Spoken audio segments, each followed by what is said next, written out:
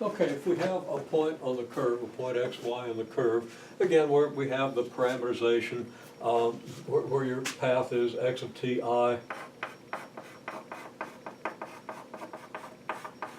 plus y of t j, so that would like be your r of t position function. So at some point, r of t, you have a point on the curve. Your tangent is going to be x prime of ti plus y prime of tj. We're familiar with this. And this is important because many of the line integrals we want to do are force integrals. Okay, we take the force dotted with the tangent direction, and we get the amount of work done, or the rate maybe at which the work is being done when we're at that point. And we integrate that and we get the total work done as we move along this path. Very, very important application. Now, another very important application, let's say that we have some kind of a flow. Okay, just imagine a fluid flow. Okay, so we have, this is maybe an imaginary barrier across a creek. It's not really a barrier. And water happens to be flowing at this point in this direction here. Okay, so that would be like a velocity field, let's say. Well, the rate at which water is actually flowing across an increment of this curve, and I keep moving across here to get different colors. So let's just take a short increment of this curve. Okay, and I'm going to draw the increment a little longer, a longer increment. Okay, so we've got an increment of the curve, and velocity of the water is in this direction. Well, think about it for a minute. If the velocity was in this direction, you'd have more water flowing across here than if it was, let's say, in this direction, in which case no water would actually be flowing across. It would all be flowing parallel to the increment, okay? And if you're anywhere between parallel and perpendicular to the increment, you're getting less water flow, okay? If the flow was in this direction, it should be pretty clear that you're going to get a lot less flow than you would if it was perpendicular. Here, it's not going to be all that much less. Now, why is that? Well, because if you have the normal to the curve,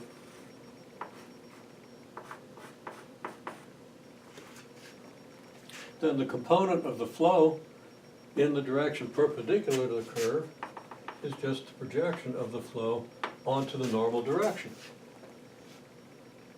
So at this fairly small angle between the flow and the direction of the curve, the projection is not all that much shorter than the actual flow vector.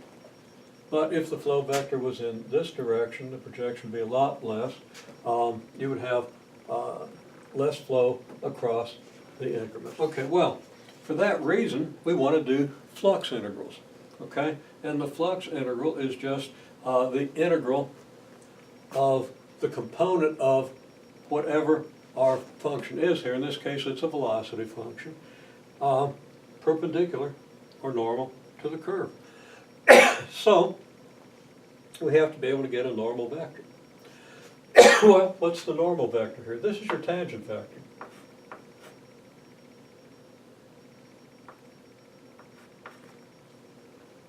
What's the normal vector? Well, it's going to be perpendicular to the tangent vector, because that's what a normal is. And what vector is perpendicular to this? Well, in this case, we want our normal vector to be perpendicular to this, meaning it would have the negative reciprocal slope, right? So we can accomplish that by letting the normal vector be negative y prime I plus x prime j. Okay. And we can see that these are perpendicular. We take the dot product of this with this. It's going to be 0. You're going to negative x prime y prime plus x prime y prime adds up to 0. Okay, so this is our normal vector, and we want to talk about the total flux across a curve, which is what we're talking about here.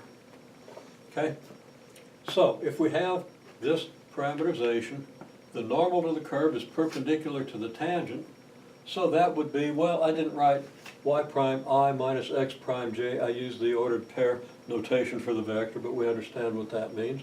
And there's our normal vector, okay?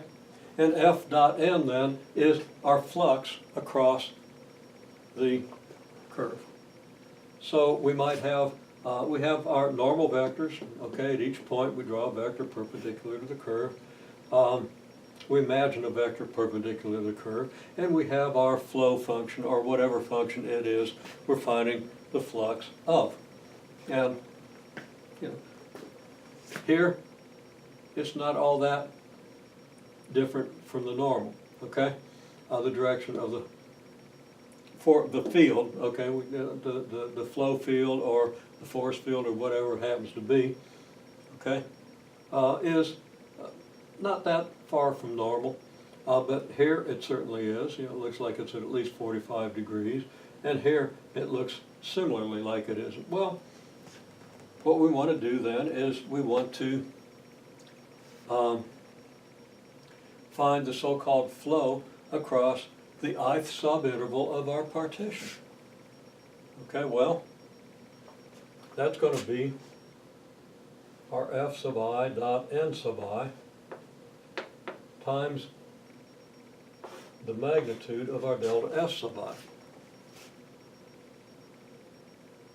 So that what we end up with, our total flux, is going to be the integral of f dot n ds, whatever f dot n happens to be.